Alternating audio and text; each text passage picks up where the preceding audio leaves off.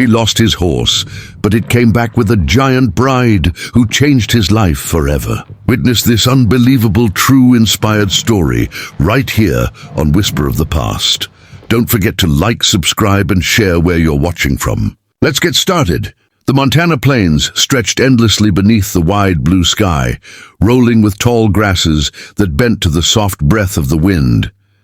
For Luke Harding, a rancher hardened by the years, those plains were home, though they had often been cruel. He had built his life in the dust and sun, in the silence of early dawn and the aching quiet of late nights, when only the hoot of an owl or the restless shuffle of cattle kept him company. His land was modest but well-worked, and his pride, perhaps the only pride he had left, was his stallion Thunder, a copper-coated horse with a streak of white down his muzzle, and more spirit than any beast Luke had ever ridden. Thunder wasn't just an animal. He was family, partner, and at times the only presence that reminded Luke he wasn't completely alone.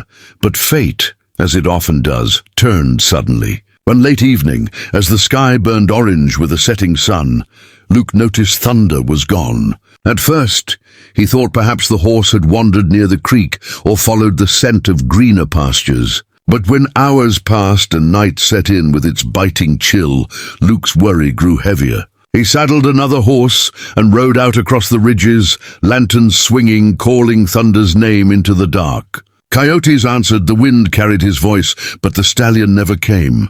By dawn, Luke's eyes burned with fatigue, and his chest carried the hollow ache of loss. He leaned against the barn, staring at the wide open distance, wondering if perhaps life had stolen yet another piece of him. His wife had died years ago, and neighbors rarely visited these parts. Thunder had been all he had left to lean on, and now even that seemed taken. The next morning brought a sound that pulled him from his despair, the faint rhythm of hooves on hard-packed earth. He turned, blinking against the sun, and there Thunder was, cresting the hill like a vision. Relief crashed through him, though his relief quickly twisted into disbelief. For Thunder wasn't alone.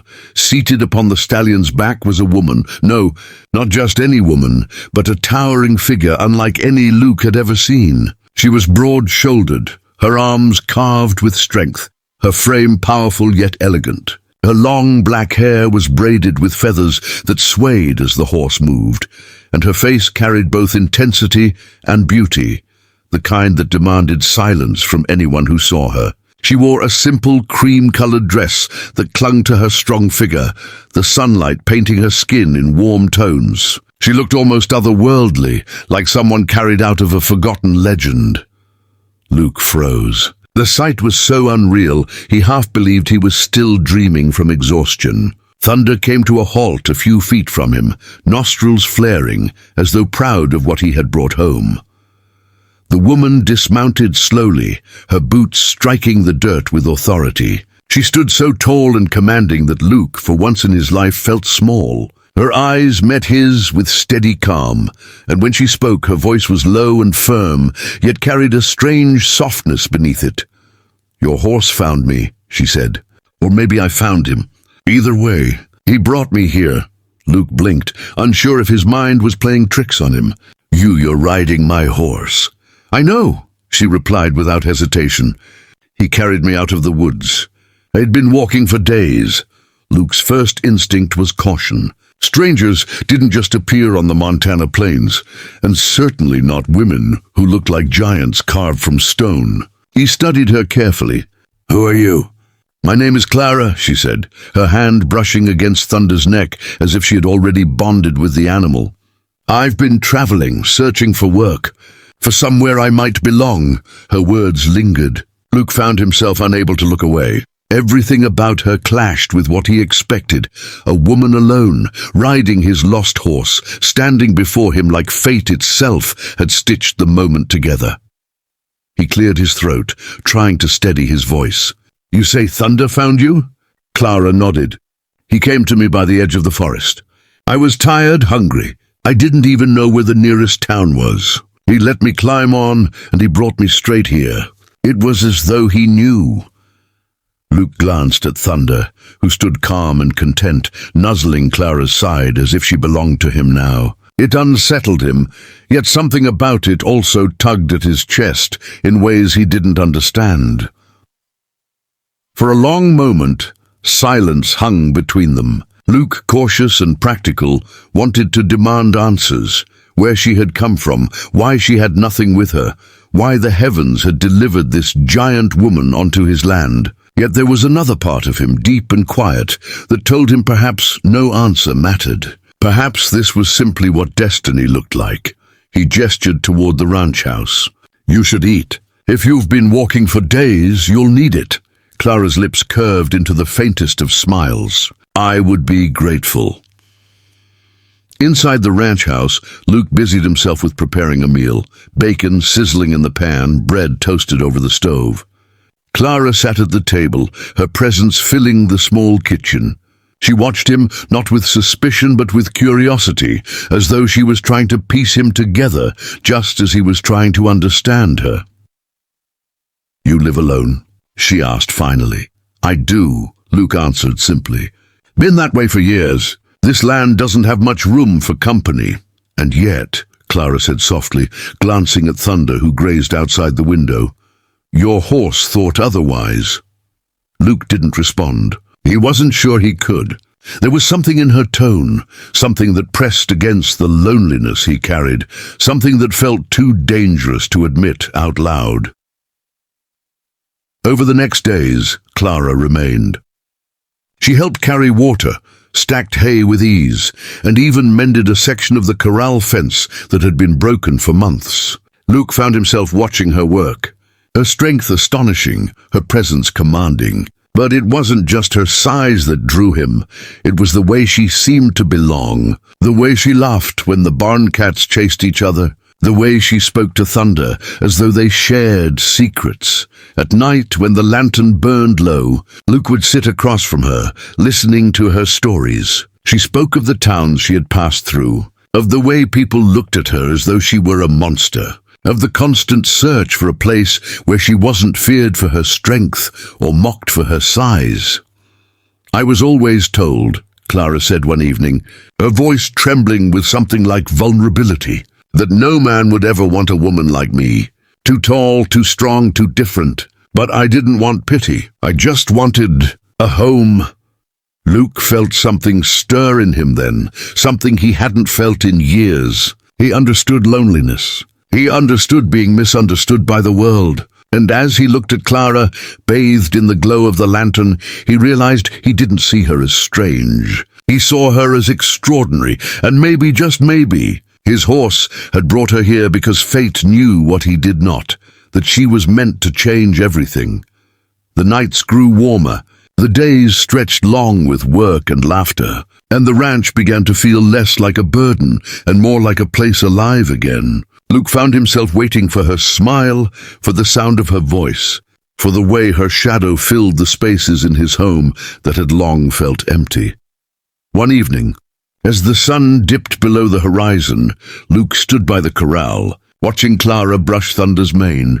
She looked radiant in the fading light, her silhouette tall and strong, her laughter soft as Thunder nudged her shoulder. Luke's chest tightened, words hovering in his throat. He wanted to tell her how much she had already changed him, how she had turned his silence into something vibrant again. But he stayed quiet, letting the moment live on its own. For now, it was enough. Clara had come into his life on the back of his horse, and though Luke didn't fully understand it, he knew this was only the beginning of a story that would forever alter the course of his life. The weeks following Clara's arrival unfolded with a rhythm Luke had never known before. Where once his ranch had echoed only with the rustle of cattle and the whisper of wind, now it pulsed with new life. Clara's presence filled the silence, her voice like a steady drumbeat across his days. She rose early with him, her long strides keeping pace as they checked fences or drove the cattle to fresh pastures. Her strength astonished him. She lifted hay bales that made grown men groan, chopped wood with effortless swings, and never seemed to tire. Yet what impressed Luke most wasn't her physical might, it was the care she carried in every action. She brushed Thunder with gentleness, spoke to the ranch dogs as though they were children, and treated Luke himself with a quiet respect that both comforted and unsettled him. Still, the small towns nearby were not as welcoming. Luke had driven into town with her once, needing supplies from the general store. Clara had insisted on joining, curious to see the people and get a sense of the place. But the stares came before they even reached the wooden storefront. Children gawked openly, women whispered behind gloved hands, and men muttered low words Luke wished Clara hadn't heard.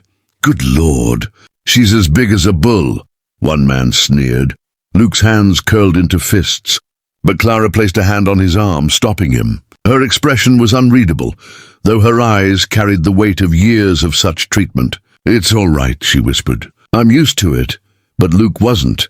The ride back was quiet, and when they reached the ranch, he finally broke. "They don't know you," he said, voice rough with frustration. "They don't know what kind of woman you are." Clara looked at him for a long moment, then smiled faintly. "And you do?" Luke swallowed hard. "I know enough."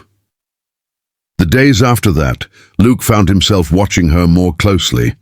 The way she bent to gather eggs from the henhouse, her large hands careful not to crack a single shell. The way she hummed softly while cooking, filling his cabin with warmth he had forgotten could exist. The way she stood at dusk, tall and unshaken, staring across the horizon as though the land itself whispered secrets to her. It was in those moments Luke realized he had begun to depend on her presence. Not just for the work she did, but for the way she made him feel less alone. One evening, after a long day mending fences, Luke sat on the porch while Clara brushed thunder nearby. The golden light of sunset painted everything in amber tones. He watched the way she laughed when thunder nudged her, the sound rich and full, and he felt something stir inside him that could no longer be ignored. "Clara," he said, his voice low, almost hesitant. She turned, her braids swinging, her eyes locking onto his. "Yes?" Luke cleared his throat. "I never asked you why you came this far, why you were walking alone when thunder found you."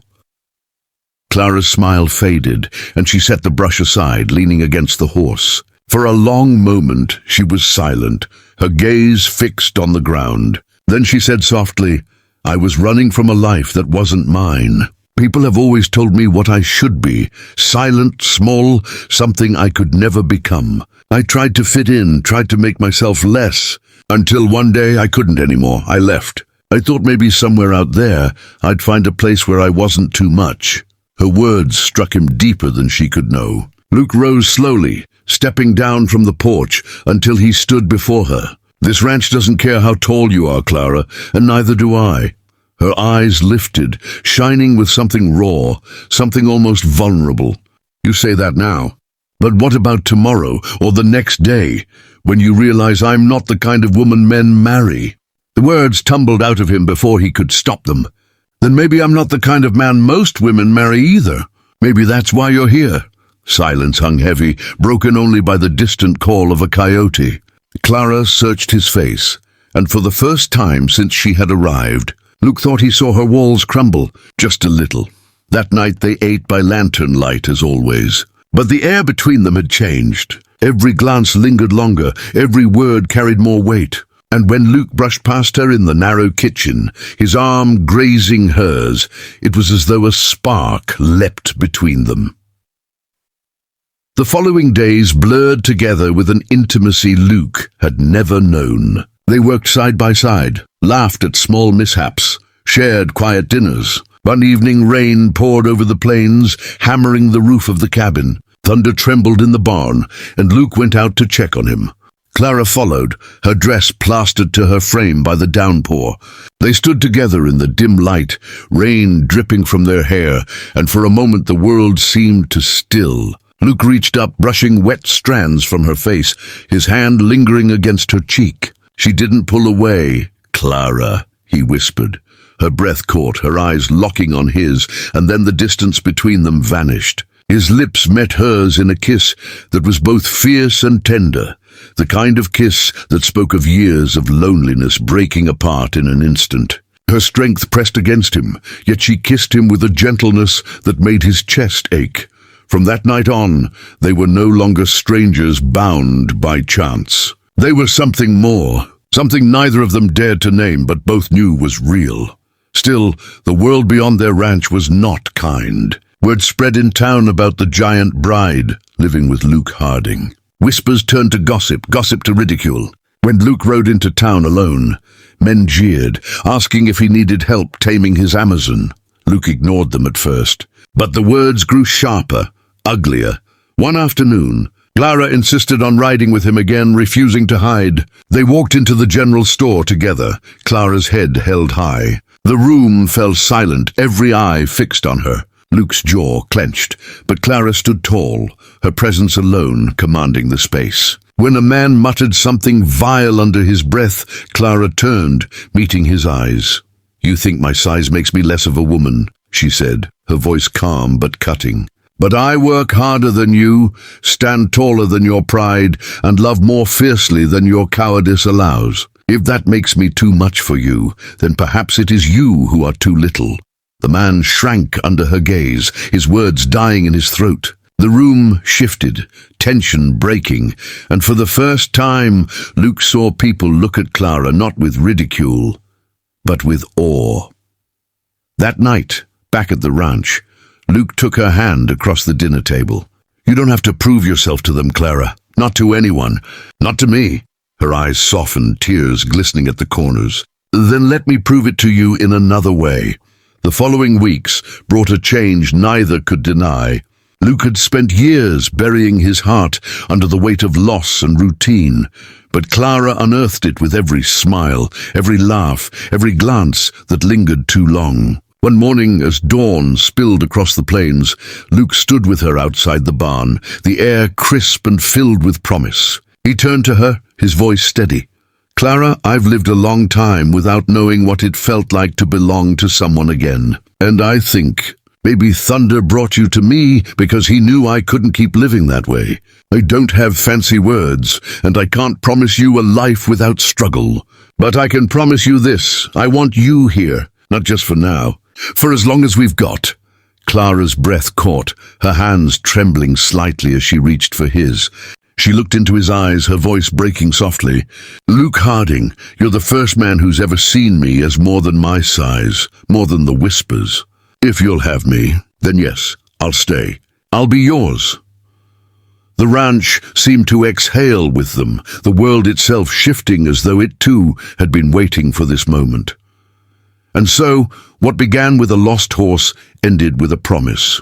Luke had thought he'd lost the only companion he had, but Thunder had returned carrying something greater, his future bride, the woman who would stand tall beside him, not in spite of her strength, but because of it. Together, they forged a bond as vast and enduring as the Montana sky.